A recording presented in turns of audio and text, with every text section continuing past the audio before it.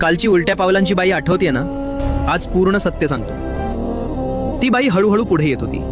पैंजणांचा आवाज अजूनच जवळ येत होता. तेवढ्यात तंबूतून मामांचा आवाज आला. अरे हरी, झोपलायस की नाही? तो आवाज ऐकताच हरी वडेरांनी डोक्यावर पांघरून ओढलं आणि जागच न होण्याचा प्रयत्न केला. कसं तरी फटफटीत उजाडलं. सकाळी चहा झाला. धीर एकवटून हरी वडेरांनी मामांना विचारलं, मामा, रात्री आलेली ती उलट्या पावलांची बाई कोण होती? मामा हसले आणि शांतपणे म्हणाले, अरे असल्या पुष्कळ येतात. तू भिवू नयेस म्हणूनच तुला आज झोपायला सांगत होतो. कारण मामा हे कोणी साधे संत नव्हते. मामा म्हणजे प्रत्यक्ष कैलासपती महादेवच होते. शिवपुराण, शिवलीलामृत किंवा श्री गुरुचरित्र वाचणाऱ्यांना ठाऊक आहे, भगवान शंकरांच्या दरबारात भूते, पिशाच्चगण, अदृश्य शक्ती या सगळ्यांचा वावर असतो.